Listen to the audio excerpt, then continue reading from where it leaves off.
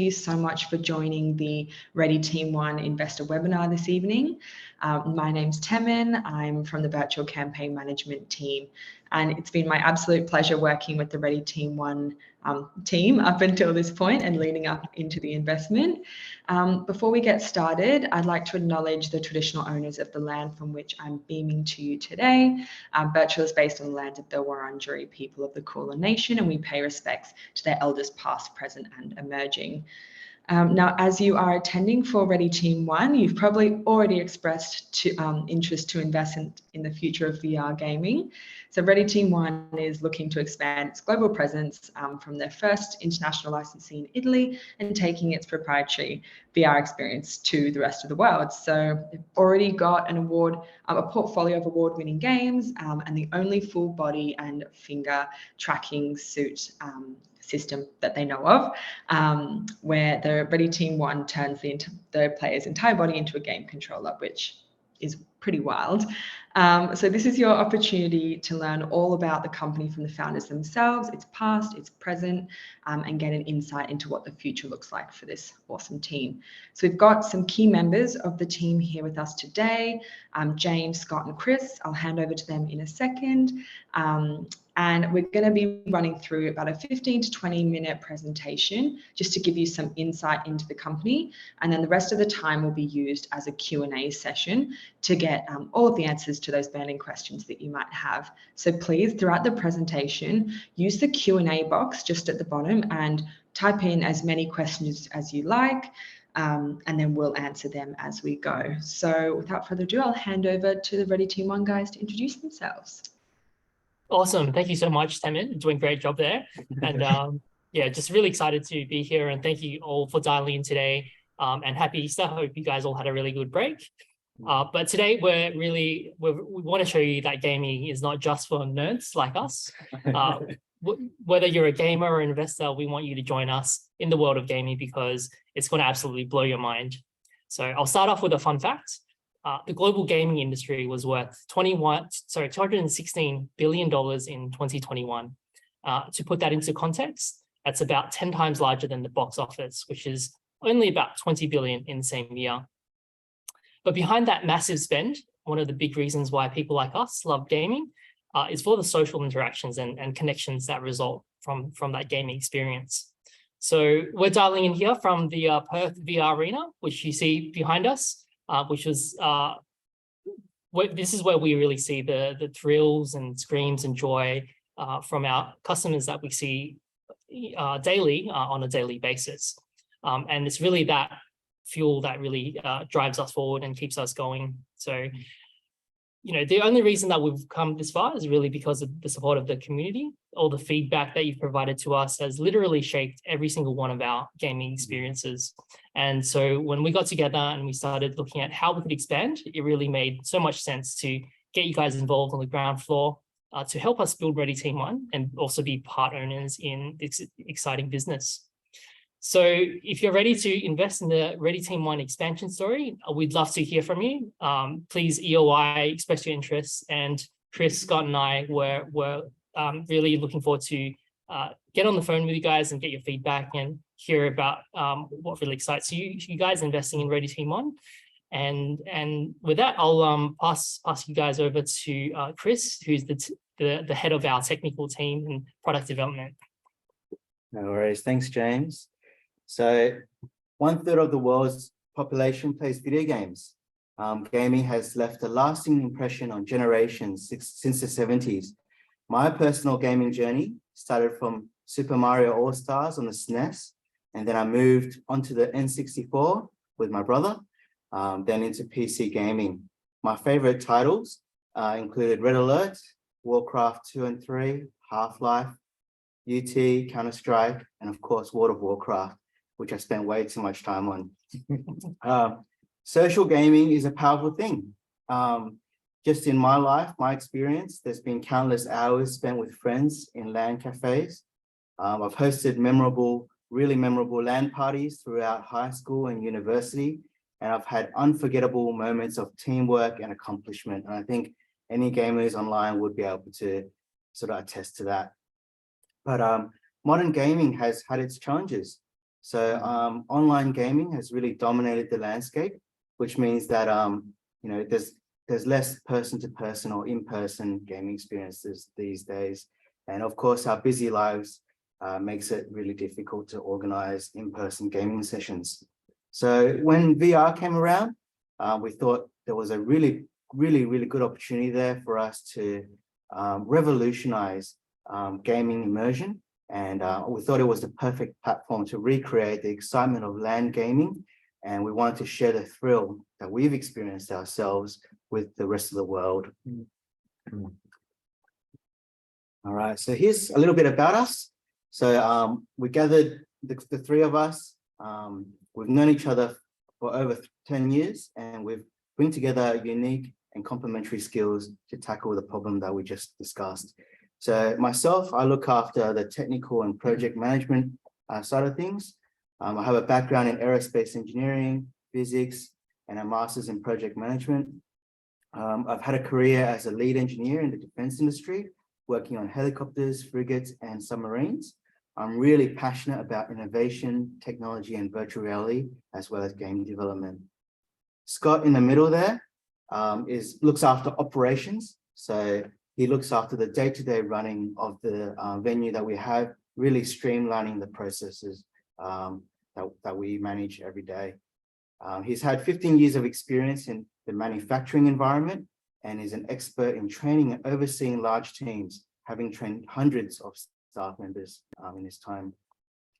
James looks after business strategy and comes from a management consulting background. So he started off as an engineer like me, but he went and did an MBA and has worked for several management consulting businesses throughout the time. And he brings a lot of strategic thinking and a sort of business acumen to the team. So how do we solve this problem? We looked all over the world for a system that matches our vision, but we came up empty. We decided to take matters into our own hands and build a custom virtual reality platform. Key features of our platform is that it supports up to 12 players simultaneously and enables group play in a massive 200 square meter space, as you can see behind us. It encourages social interaction and teamwork via our full body tracking which provides enhanced immersion. We track the player's hands, including their fingers, their head, the torso, feet, and the gun controller as well. And this enables natural interactions with in-game mechanics using their fingers. For example, they can pick up objects, they can pull levers, press buttons, etc. Give each other high fives as well. It allows players to connect and engage with each other in unprecedented ways. All right, so this slide here talks about our Gen R1 system. This is what we started off with. It features cutting-edge technology components and provided an unparalleled VR experience. So the headset we've selected was the HTC Vive Pro I, which uses SteamVR 2.0 tracking along with our trackers. The rendering happens on the player's backpacks. It's a HP ZVR backpack, which has a RTX 2080 graphics processing unit, which is the state-of-the-art for backpack-mounted rendering. The fingers are tracked using the Leap Motion controller at the front of the HMD there, which again provides for that natural interaction inside the game.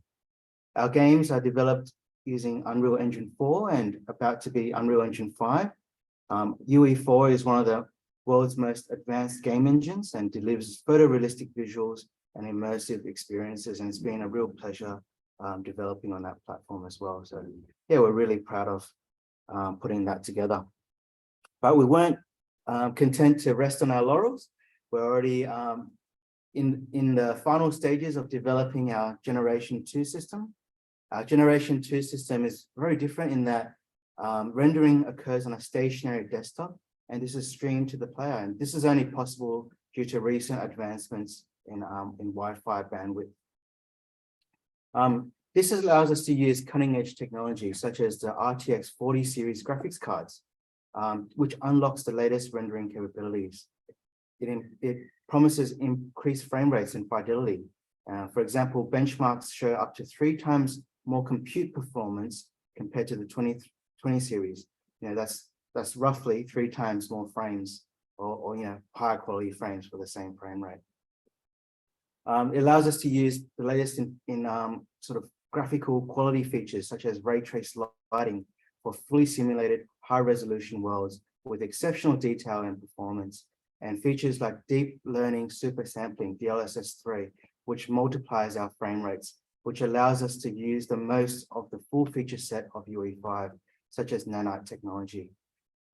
It improves our battery life. So since the rendering is no longer happening on the player's back, we need to swap out batteries a lot less often, meaning longer sessions without battery swaps, making it easier for the player as well as the operator. And last but not least, it makes our system a lot more modular. So no longer are we sort of tied to specific products. It really opens us up to upgrading component by component, for example, upgrading the GPU when new ones become available without disrupting the rest of the system. It really future-proofs our platform and allows us to explore other avenues in the future, such as streaming straight to the HMD, which we're keenly keeping an eye on as well. Yeah. All right, so the fun stuff. So this is our games library so far. In a relatively short period of time, we've developed 4 titles. The first one is First Contact. It's a sci-fi shooter set in the year 2130.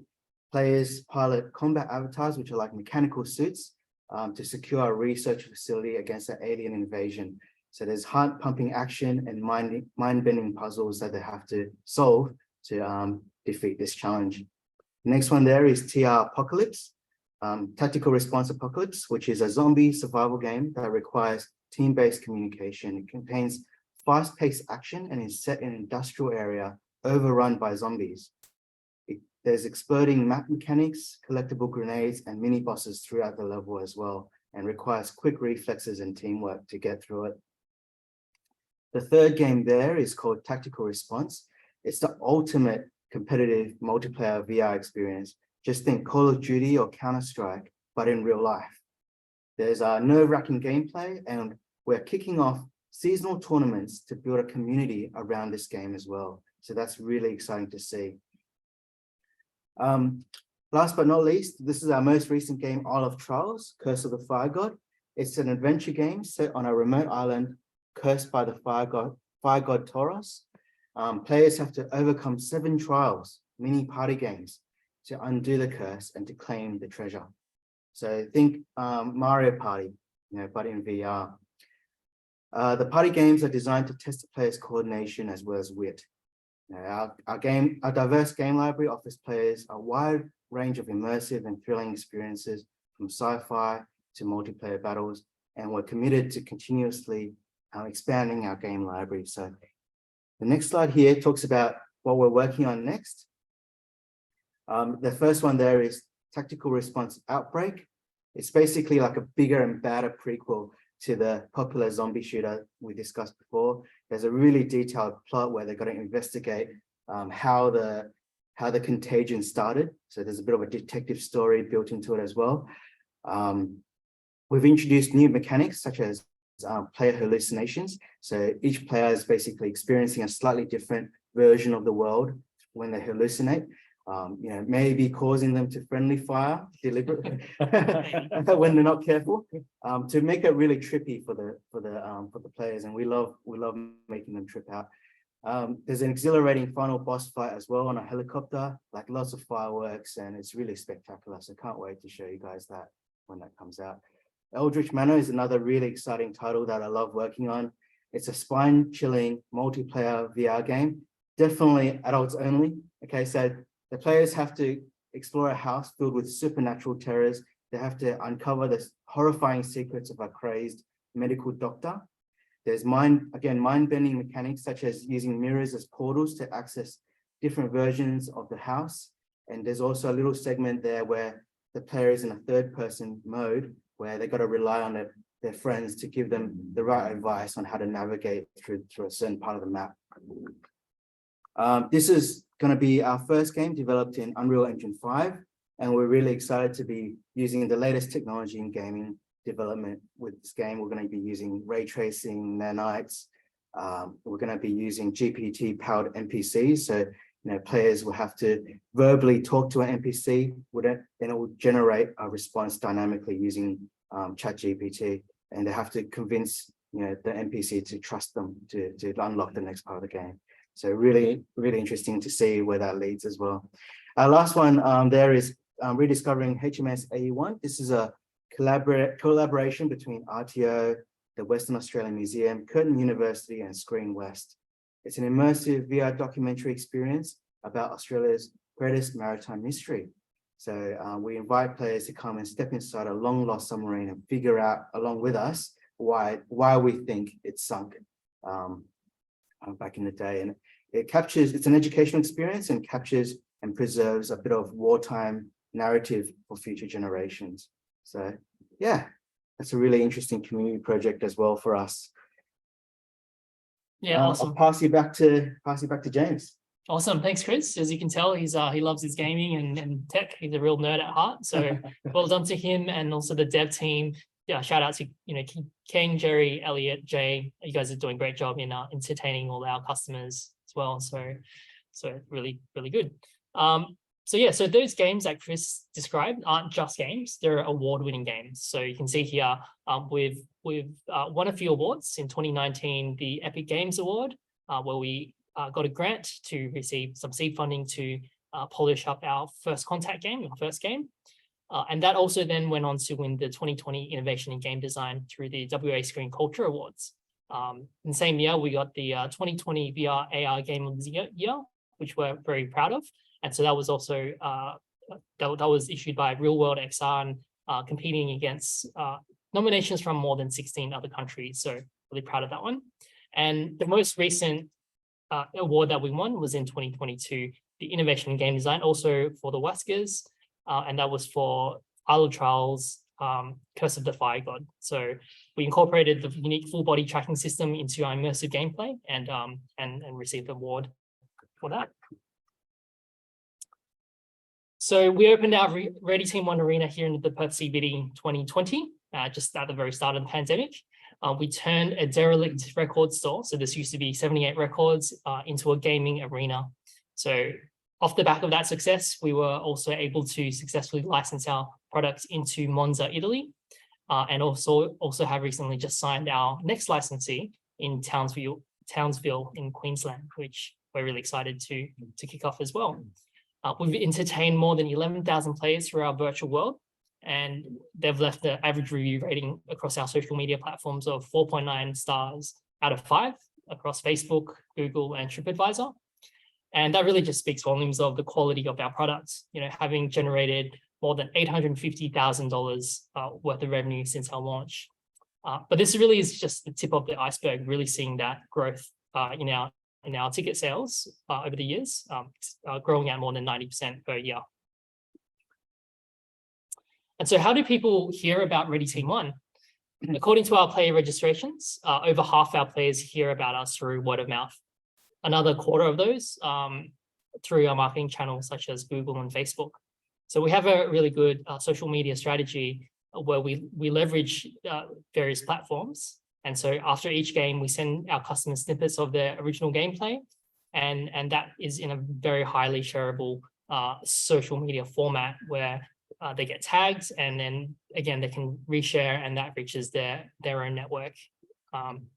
And so that's also we've attracted quite a lot of organic PR as well. And if you missed us, we were just on the Amazing Race Australia as a pit stop challenge. And we've also been featured on Today Tonight and Channel 10 news articles. All of this organic marketing has been really great, and it's even landed us into Italy. And that's how our Italian licensees found out about us as well. But at the end of the day, we're on a mission. Our mission is to blow the minds of 1 million players as they team up and have fun together to adventure through our virtual worlds. So our focus is really creating highly social experiences that also encourage teamwork and communication. So a lot of the customers that come through are through corporate and work team building functions. A lot of families get together, come here for some gameplay. So birthday parties, Bucks nights, Hens nights, and of course, gamers who just want to come here and have lots of fun. So the main point there is they always walk away having built stronger bonds together as they walk through the door. So as Chris mentioned before, a third of the world's population plays video games. By 2026, we expect the global gaming industry to be worth $324 billion. And in the location-based VR space, which is the space that we're playing in, we expect that to be worth $11 billion. Ready Team One is looking to capture a portion of the share in this fast-growing industry. And so obviously there is a huge market opportunity that we want our customers and fans to join us and be on the other side with us to make the most of this opportunity. So now I'll just hand over to Scott, who will run you through how we plan to achieve our ambitions. Thanks, James.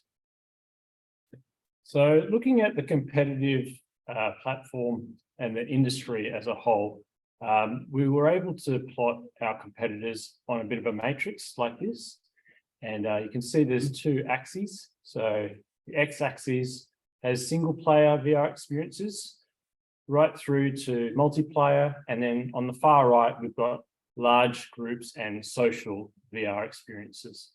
And then on the y-axis, you can see it starts at the bottom with seated VR experiences, such as motion simulators, moving up through tethered experiences and room scale VR, and then finally up to full body tracked and free roam VR. And as you can see there, Ready Team One's positioned right up in the right-hand quadrant, up in the corner. So we sort of benefit from the best of both worlds. We offer a very large scale experience featuring 200 square meter area to play, full body tracking right down to hands and fingers, arms and legs for maximum immersion.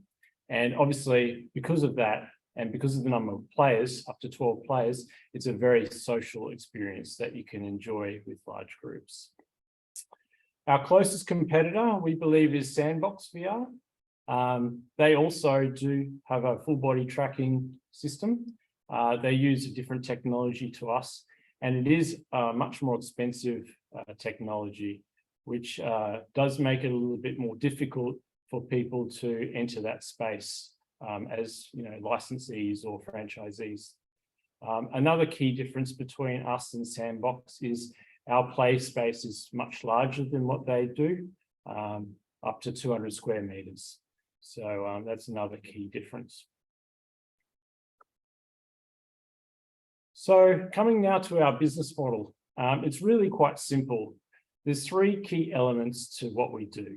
So there's the product, which is the breadth of what we do. It's the fundamentals of our everyday, which is our experience. So for us, the experience is not just about the game. It starts when that customer walks in the door and registers, watches the briefing, suits up, right through to the experience, and then the after game experience as well. And it encompasses all the emotions that come with that. The excitement, the anticipation, the screams, the laughs, the fear of zombies attacking you. These are all emotions that we see so regularly in our arenas, and it really is what keeps us going every day, is just seeing that joy and that excitement in our customers. So obviously spending time refining the product, making sure that it's a high quality experience, has led then to our operations strategy, which is our VR arena here in Perth. It's an owner-operated VR arena. It's been operating here now for a couple of years, about 2 years. And the way it works is we charge a ticket price, just like if you were to go to the cinema. So we charge $79 for a ticket for one player. It's a 1 hour experience. The game goes for about 40 minutes, and the other 20 minutes is taken up by registering. There's a briefing video so they know how to play, and then there's a suit up and a suit down at the end. Okay. For larger groups, we charge $948 for a 12-player session. So that's 12 people playing all at the same time, and that also lasts for an hour. So by doing this over and over again for a number of years, that's then fueled our licensing model. So it's given us the confidence the know-how, and also the success under our belt to know that this actually works and we can duplicate it in other locations by partnering with franchisees. So with our licensing model, there's two main revenue streams. There's the subscription fee, which is between $15,000 and $60,000, depending on the situation. And for that money, our licensees will receive access to the Ready Team One brand, all of our marketing materials, of course, our training, support, and basically we walk through them to get their locations set up, hand in hand, side by side. And then there's an ongoing aspect, which is the 15% royalty. So basically, we take 15% of every ticket that's sold. And this feeds back into our product as well. So part of that royalty funds our upcoming VR experiences, so that we've always got new VR experiences coming through the pipeline to offer our customers. But also it covers ongoing support, such as technical issues, and any other support that is required by our licensees. So this is where you come in. On the Birchal platform, our target is to raise 1 million Australian dollars. Okay, and if we hit that target, this is how we expect to use that funding. So it's four main areas. So the first one is expanding the headquarters team, HQ team. And I will cover this a little bit more on the next slide, but basically we've identified some key positions where we need people with certain skills to really push the growth of Ready Team One through our next phase. So about 25% has been allocated to that. Secondly, we've identified that Ready Team One doesn't have a lot of presence overseas. Our current overseas interest is coming purely from them finding our social media or coming across us in the search engine. So we want to have a more deliberate strategy when it comes to overseas marketing, especially for the American market, which we've identified as having a lot of potential. Over there, family entertainment centers are big. Location-based VR is actually exploding, so we do see a big opportunity. So we'd like to get along to some key trade shows, such as the IAPA show, which is later this year in November, and showcase Ready Team One and really put ourselves out there and start conversations with people who can help bring Ready Team One across America. Third of all, flagship location number 2. So again, if we are able to hit our $1 million target on Birchal, we plan to open a second flagship VR location on the East Coast. We haven't yet decided which city. The reason being is we've had a lot of recent interest in both Brisbane, Sydney, and Melbourne, and we're just waiting to see, how those conversations pan out. But depending on where all that goes, we will be opening a second owner-operated VR arena on the East Coast later this year. And the funding will go towards, obviously, the capital equipment, the fit out, recruiting, training, building a team. Obviously, we'll need a store manager and a team of game masters to operate that store. Finally, the remaining capital will go towards finalizing our Gen R2 hardware system, our next VR system that Chris already spoke about. So it has come a long way, but there is a little bit more work to be done, and we just want to polish it up, get it ready for use, and do a lot of stress testing to make sure that it's 100% ready for our loyal customers to use. So just coming back to the first one, growing the HQ team. This is what our current team looks like. We've got 3 main areas within the team. So on the left, we've got the technical team, which encompasses the game development team, which we would like to also expand and invest into by bringing in new skills, new experience, so that we can even further develop our VR experiences. Adding things like more VR mechanics and physics things like that have been limited for us in the past will suddenly become much more possible, especially now that we're moving to Unreal Engine 5. The other opportunities in this team is to bring on some more hardware developers. So people focusing on developing our VR systems into the future and capitalizing on the latest technologies as they come to market. There'll be a big overlap here with our support team that will obviously need to be there for our growing licensee base to make sure that we can help them with any issues they might be having and walk them through any problems. The middle team, that's the operations team. So there will be some key recruiting happening in this team as well, especially when it comes to our second flagship location. Again, we'll need a manager and we'll need a team of game masters to head up that store and to bring it to life. And finally, on the commercial and marketing side, we've identified the need to have a marketing and a BD specialist to join the team to really focus on getting Ready Team 1 better known around Australia and on the overseas market as well, particularly in America, where we see a lot of potential. And by giving a lot of focus to these activities, we would expect that Ready Team 1 does get a lot more interest and a lot more exposure to everyday people. So we've already started expanding globally. As James mentioned, we have an Italian licensee that's been operating now for about 18 months, and they've been doing very well. In fact, they're actually looking at opening more locations in Italy. We've recently signed on our Townsville licensee, which is very exciting, just in the last couple of months, and they will be opening in a couple of months' time over in Queensland. To date, we've also had a number of other very interested parties that we're currently in conversations with. We've got Oman in the Middle East that we're currently talking to, Ohio in the USA.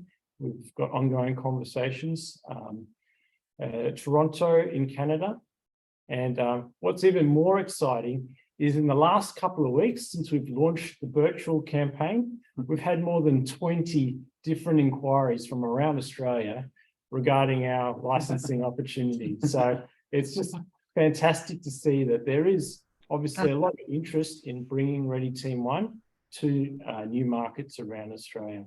And of course, we look forward to having those conversations in the coming weeks about how we can support that and how we can really expand Ready Team 1 across this country. So yeah, we've already started our expansion overseas and we're excited to continue our growth momentum. Now that the pandemic has passed, the time is really now. So we would love to invite you to join us as we bring next level VR gaming to the world. So from here, I would really encourage you to head over to our Birchal page if you haven't already and register your interest. The early release of our offer document will be made available on the 26th of April, and it will only be available to those who have formally registered. So I do encourage you to do that if you haven't already. So on behalf of Ready Team 1, we really look forward to bringing you onto the team, and we would love to continue the conversations into the future. Thank you very much. Awesome. Thank you so much, guys. That was such a fantastic presentation. Great to get some insight into the background of the business, and I'm really excited to get stuck into some of these questions that have come through. Please, to those who are watching online right now, keep throwing your questions into that Q&A box and we'll be working through them.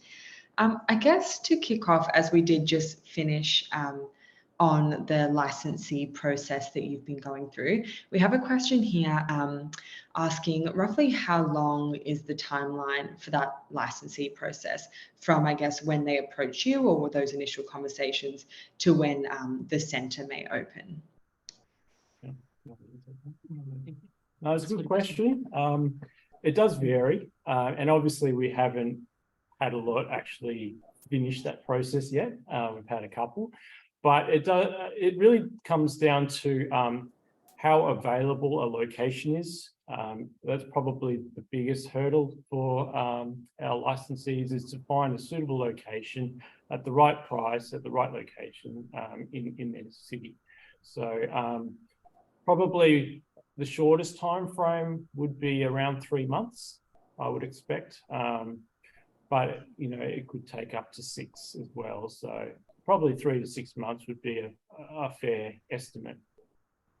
Awesome, thank you. And then following on from that, I guess you have this licensing model and then you have these flagship stores. What direction do you plan to expand mostly in the next few years? Is it the licensing of the gaming centers, or is it the flagship stores? Is it creating new game IP, new hardware enhancements, licensing? Give me a bit of a rundown.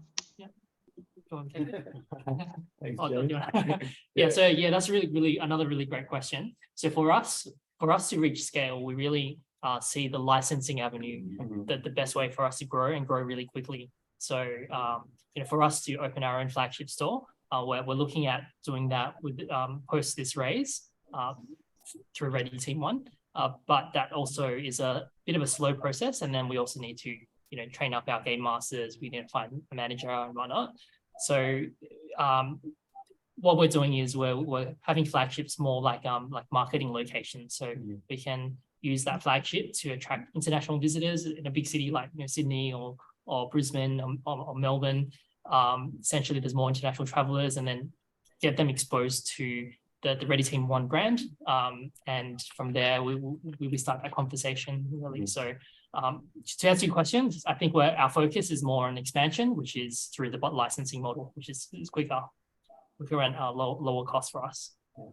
And as the director looking after product, I gotta throw in there that for me, the main focus will be definitely product development, which will be essential for those expansion projects as well. So it's a fire that drives the engine forward. And I'm really excited about the new titles releasing. I've got heaps of ideas I want to get out there. So that's where my excitement is, and seeing more product, more content being made. Yeah, so the high quality, the product as well, that's going to benefit our licensees and people that are running the Ready Team 1 system. Yeah, absolutely. That's great to hear. I mean, having like the ability to create the games in-house and just continuously developing them and keeping up with demand is such a powerful tool that you guys have. So that's, really exciting. Another question here is, will the tech move to home-based online multiplayer, or will it stay strictly home-based only? So you probably mean will it stay strictly location-based? So, our focus is definitely heavily on the location-based VR. There's obviously a market for home-based VR, and I don't want to dismiss that. I'm quite positive on that as well. But where we want to focus is the location-based. So, there is a bit of a hurdle when you're looking at home-based VR, because I think you need to have the right computer at the right specs. It's not cheap for a lot of people. And also, if you want to play with your friends, you also need them to have the right computer at the right specs as well. And we really our goal is to deliver that experience in a nice single ticket price that makes it a lot more accessible for people who might not have that hardware at home. Yeah, absolutely. So I guess you essentially answered this question as well, but is there a plan or option for opening up online experiences or across locations as opposed to home-based? Yeah, so as far as online experiences go, what we'll probably look at is experiences that can happen at home but ties in with a location-based experience. And we've already had a bit of a foray in that with our Isle of Trials game. So for example, with Isle of Trials, you can do a character creation before you arrive, fine tune like the way you want your character to look. When you come here, you'll put in your mobile phone number, and then you can play as that character. I think that's pretty innovative as far as the industry is concerned. So we're quite proud of that. There's probably going to be more opportunities to do that, where people can be playing in the arena, but have their friends playing at home, potentially giving them little power-ups or, boosts along the way, or even like people in our spectators arena that can interact with people playing as well. So those are all really interesting ideas that we would love to explore in the future as well. Absolutely. Yeah, wow, that's super exciting. Wow, we have plenty of questions coming through here. We love them. Get ready. So we have a great question here. Can you speak to what your user base kind of looks like? Obviously, you have 11,000 players, 4.9 out of 5 stars. Do people more come as a group or individuals? I've just lost my question. And what are you currently doing to build up the lifetime value of customers? Like, do you see customers coming back? Are they kind of spreading it word of mouth? Yeah. No, that's a really good question. So in terms of, I guess, demographics, we do collect that information through our registration form. And so I think just in general, I think the average age is about 30-ish, which was kind of a bit surprising. We thought it would be a bit of a younger demographic. But I think it's also heavily skewed towards a lot of team building events that we host here. So a lot of companies in here, especially here in the CBD, a lot of big companies here, we host large groups of between 12 to 48 coming all at once, really. So it kind of really shows you that gaming is not just for a young audience; it's multi-generational. We see families that come through all the way from families of the grandkid, the dad, the grandparent kind of thing. So like 3 generations in one game, all experiencing the same thing because our experience is very intuitive. You don't have to learn different controls. It's just really one for one. You're using your entire body. So it's quite easy to operate. My favorite customer is when it's like a dad in his late 30s, bringing in like a 12-year-old son or whatever, and just having a gaming session, because it just reminds me of me, in a way. I've got a young daughter, and I just love to see that sort of father and son bonding or father and daughter bonding, and it's really like heartwarming. That makes it all worthwhile, seeing that happen, and it's sort of like sharing the joy of gaming from one generation within a family is just beautiful. It's awesome to see. Yeah, that's lovely. And do you see a lot of return customers? Like, do people come back often? Yeah, so at the moment we're seeing about like a 20% return rate. Obviously because we haven't been open that long, but that's kind of the numbers we're seeing from our registration. And to answer your question about the lifetime value question, the customer lifetime value, we're also looking at memberships. So at the moment now that we're building up our product range and a lot of PvP games, we're seeing a lot of people come back to play the PvP. And so eventually we want to have a membership system where you can log into your own account, have different items that you can collect through the games, and kind of have your own avatar there as well. So we're looking at all these really, really cool things that we can do with player accounts. Yeah, that's fantastic. So I guess on that note, with people coming back to try new games as you release them, how many new games do you plan to release in a year? And how often do you release new games, or have you been releasing them over the past 2 years? Yeah, that's a good question. So as part of our licensee commitment, our commitment to our licensees, we're targeting 1 game a year or 1 experience a year. And we've kept up with that pretty well over the last few years. So our first game took a while because we had to develop a lot of the stuff from scratch. Our second game was a bit quicker than that, and we've sort of gotten into a good tempo to achieve that 1 game a year. And so once we get even better at that, we'll probably be maintaining that tempo, but upping the content quality. So still, like, rather than rushing out lots of games in 1 year, we'll probably be spending more time per game, but keeping it within that 1 year tempo. Yeah, brilliant. And do you consider creating games as a main product of the company, or providing assembled hardware to licensees or such individuals? Oh, it's really both, isn't it? Both, yeah. The two really go hand in hand. So the software is what makes the hardware sing and dance and come to life. So, but the hardware has got to be put together in a certain way that ensures reliability as well. So a huge part of the know-how that we've accumulated through our starting years is, which cables need to be protected a bit extra because, maybe it's more likely to be pulled on or whatever. So we've accumulated a lot of know-how to really improve the reliability of our system. And that's what has led to a more polished product today. Brilliant. Following on from that, as you mentioned throughout the presentation, compared to some of your competitors, the product that you've built is a bit more financially sustainable. And what is, I guess, the investment for all of the wearables for each player? And with the technology upgrade happening each year, how do you plan on keeping the balance between having top-end hardware and then expenditure on depreciating hardware? Good question. You can answer the first part, the cost. The cost, yeah. So currently the system per unit is around about $10,000 per suit. With the new Gen 2 system, we're trying to bring it down a little bit, but it won't be much less than that at this stage. But having said that, like Chris already mentioned, it is a lot more modular. So the upgradability becomes a lot easier down the track in that you don't need to, overhaul the whole system every year. You can actually target key components and just simply upgrade them, which will bring the whole system up a level just by doing that. Yeah. So as far as the technology is concerned, we do want to stay on the cutting edge of technology. So we're always looking for new upgrade paths, new components that we can integrate, like face tracking and eye tracking is something that we're really interested in. Haptic feedback is another area that we're really interested in as well.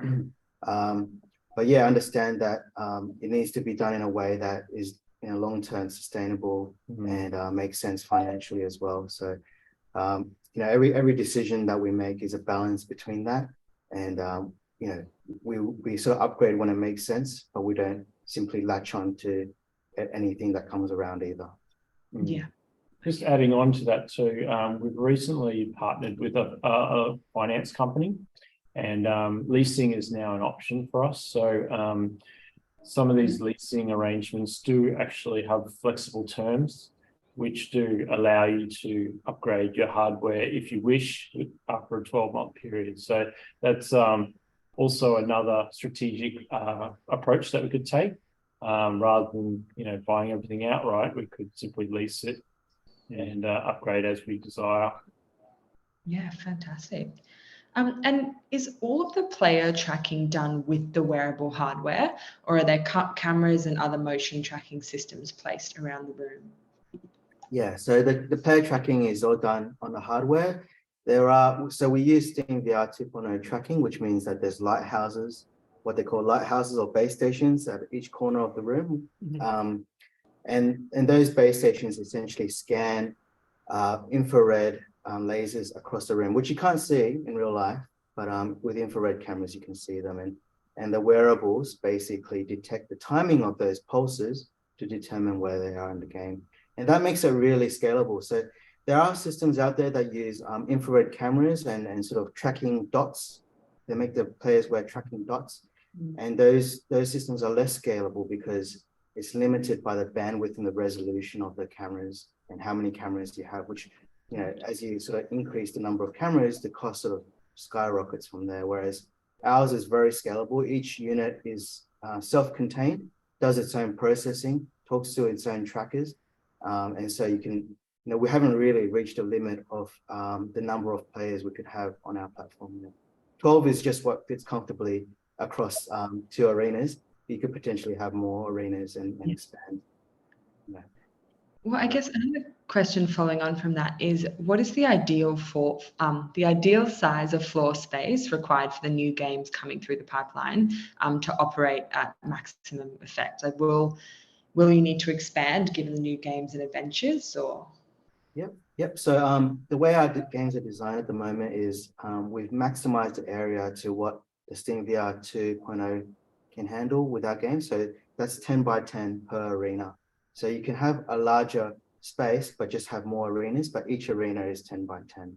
And we'll probably continue this format with our future games as well, just to make it backwards compatible, because we do have licensees that, are just planning to open up one arena. So if we, if we made the requirements for size too flexible, then it will leave people in the dark, and we don't want to do that. We want to keep it fairly standardized at 10 by 10.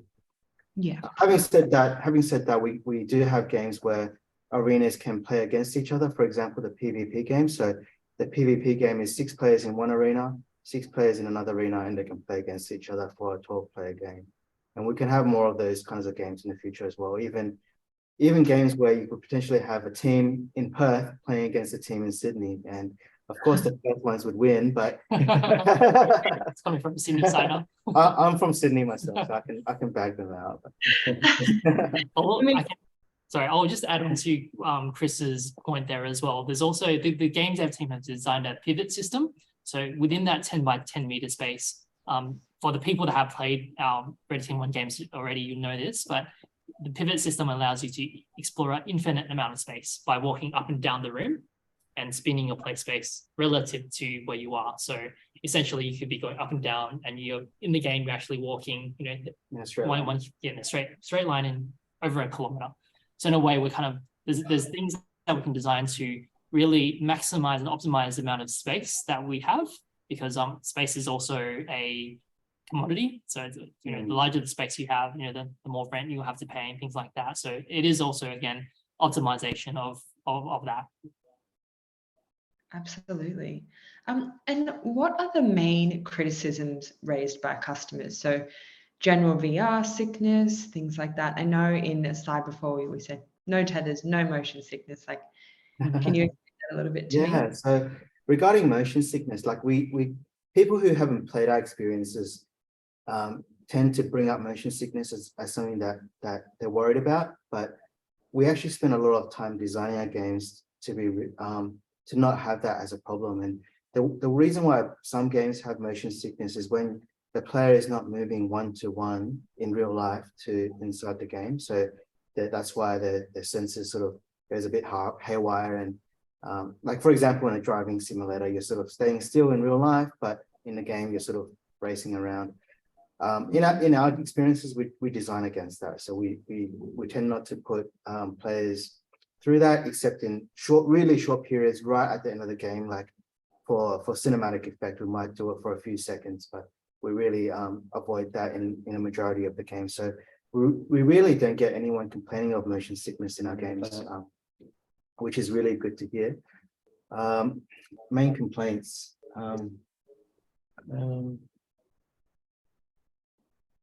I guess like any VR operator, there's always the odd technical issues that you come across. So, no one's bulletproof. And it is something that we, actively have refined over the years as well. But, there's nothing worse than having a unit that's not working very well at that day. And, people get disappointed because they've been really looking forward to, playing against their mates. So we've learned that lesson the hard way. Now we always have a spare unit. And if one happens to be playing up at that moment in time, which doesn't happen very often, but, you've always got a fallback unit, and then, straight back in. Straight back in, yeah, that's right. So they're probably, can you think of any? Or? I mean, it's okay if you don't. There's no. Another question on a different topic, which is actually quite similar to a question I had of my own, but you mentioned before about that you've teamed up with a museum over in Perth to develop, and forgive me, it was the name of the last game on that slide. But do you have any ambitions to partner up with other institutions, say, for example, to answer this question here, do you envisage developing defence-specific games that can be used in a variety of Australian Defence Organisation training establishments? Coupled with this, licensing the product to the ADF and supplying with the hardware and player gaming equipment. So any of those kind of, for training purposes, for educational purposes, are there any plans to expand into that space? Yeah. I mean, VR is a really flexible format. So We do see a lot of potential for training, for example. We've had actually defense people show a lot of interest in our technology. They've come across and played it and had really good feedback. Our doors open to conversations, but we do want to focus on gaming, which is our passion. So we don't want to be distracted in a way by some of that. But that doesn't mean our doors close to it, but we would probably have to structure it in a way where our core development team is still pumping out quality games. But we might have a licensing setup where, we license our platform to a developer, or maybe a spin-off developer or something like that, that can fulfill that market as well. Yeah. But yeah, and we'd love to have the conversation. I mean, our doors open to collaboration. We're really keen on that. So. Yeah, great. We have another question here saying that they believe the minimum investment amount to be $250, and is there a maximum or tiers of investment, and what is the ultimate goal or total for the investment campaign? So before you hop in and answer, I might just run everyone through what part of the process we're in right now. So we're currently in the expression of interest phase. So we've had a bit of an extended period because we had the Easter break. So the expression of interest campaign is essentially where we're getting market feedback and assessing what interest is out there. And then we'll set the terms of the offer after that period. So the expression of interest will close on the 24th of April. And then the offer will open on the 27th of April, taking into account the public holiday on the 25th. So obviously, I'm sure the Ready Team 1 guys might have a range they'd be looking for, which they might want to touch on. But I'd encourage everyone to just be mindful that these are not the final figures yet. We're still working out the parameters of the deal. So this would be more of a guideline. And as I mentioned, for everyone listening, the full terms of the offer, the valuation, share price, investors in the business, last 12 months of financial statements will all be available in the offer document, which will be made available on the 27th of April when this campaign goes live into the offer period. So welcome to hand back to you guys if you want to kind of share a few small details on that. But yeah, just keep in mind, everyone, that these are not set in stone yet. Yeah, for sure. So I have to get you to remind me of all the questions that you had, but our maximum we're looking at is about 1.5 mil. That's like I guess our maximum target. And what was the question before that? Kind of like, do you have a range of what you'd like to raise? Oh, okay, yeah. So anywhere between 350K to about 1.5 mil, pending discussions with our EOI investors there as well. So fantastic. And I guess just here on the financial side, someone asked, when do you expect to start making a profit?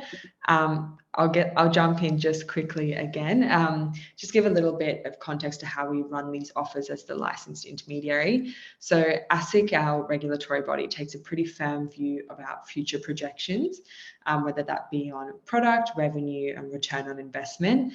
As a lot of these ventures are early stage and don't usually have a huge trading history, it's misleading to include value information in these offers that could be considered speculative.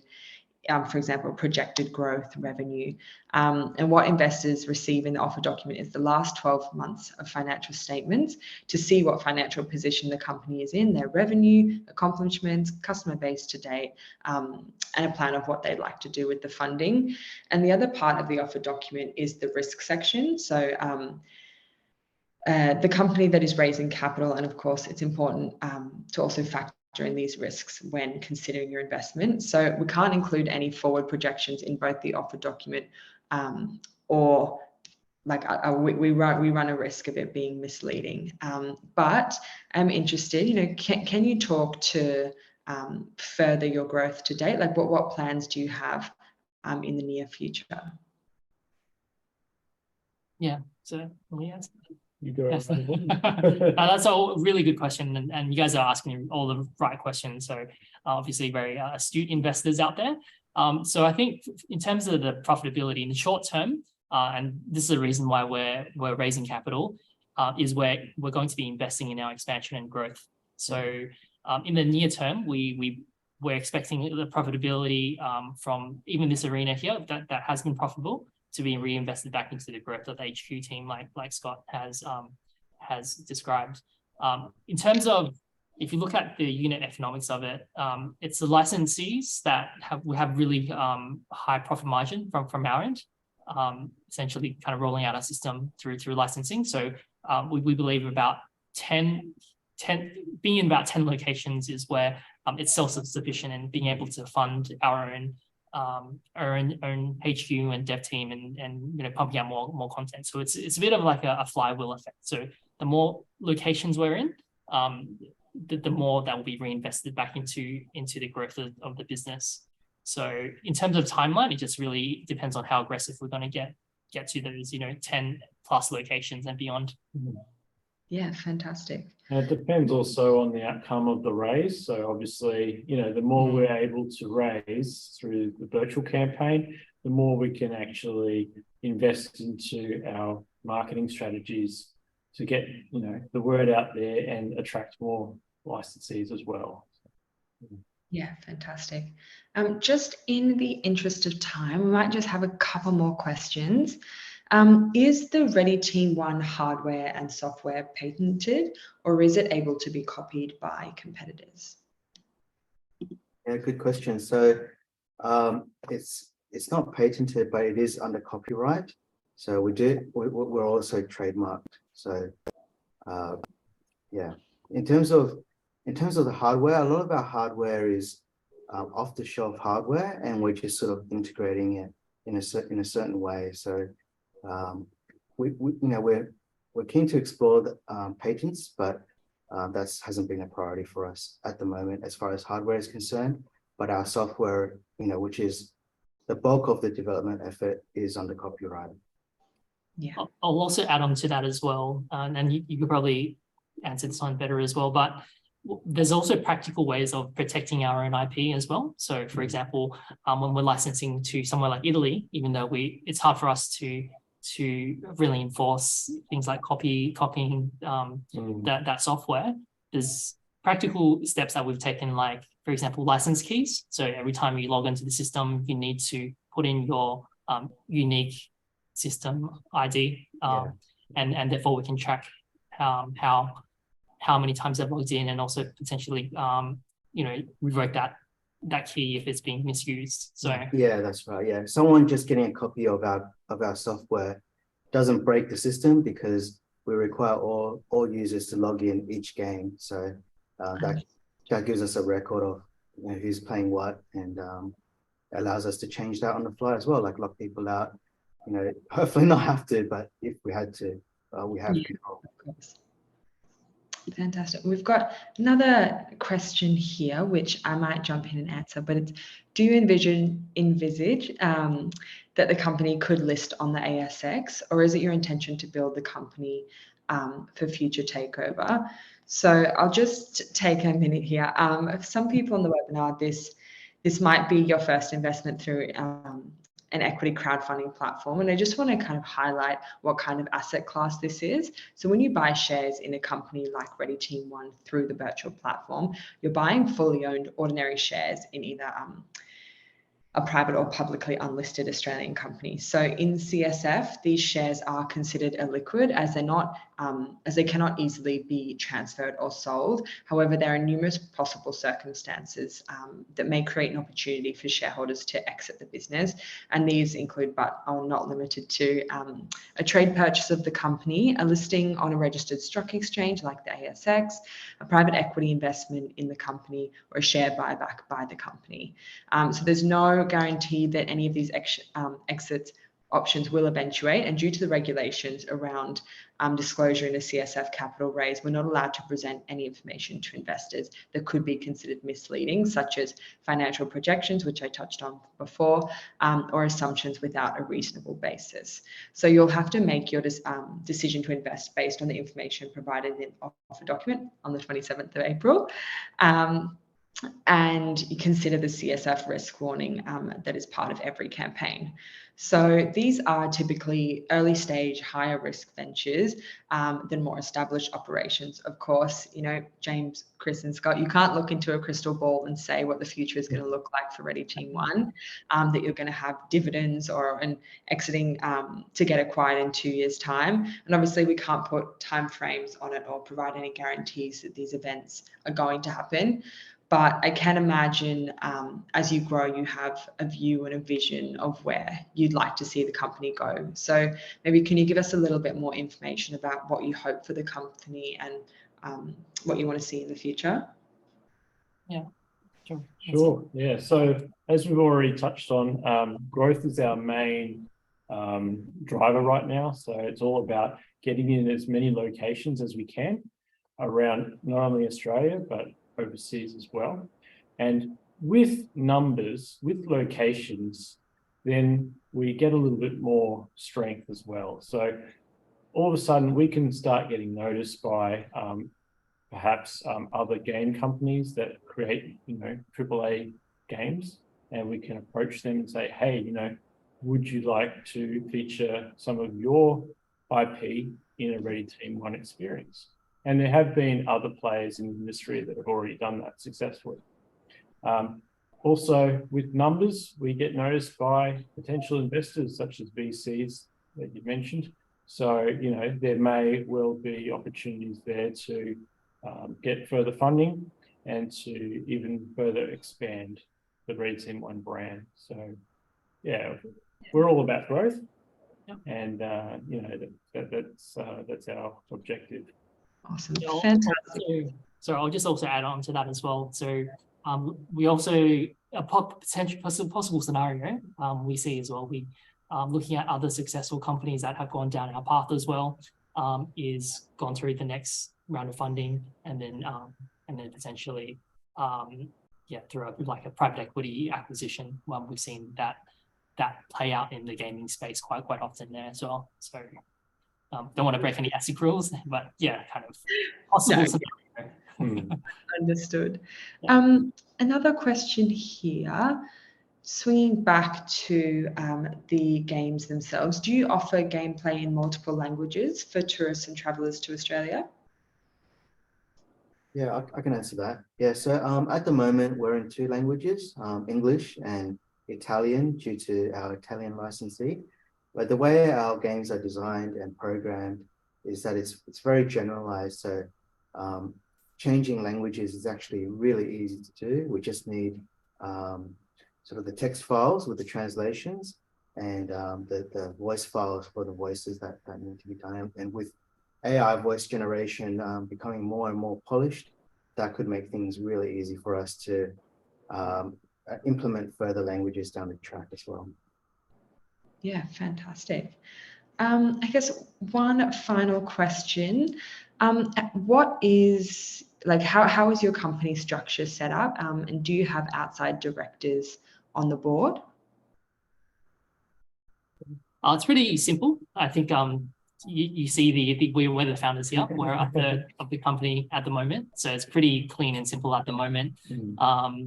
And post this raise, we also have entered a safe agreement with a few VC companies, so 4 other VC companies that will convert at our next qualifying finance round, which likely will be this virtual raise.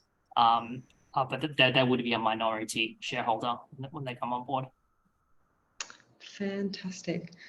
I guess that wraps us up for this evening. Thank you so much, James, Chris, and Scott, for such a fantastic presentation and just taking us through the Ready Team One journey.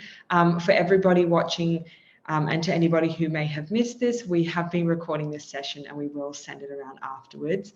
And feel free to get in touch with the Ready Team One guys.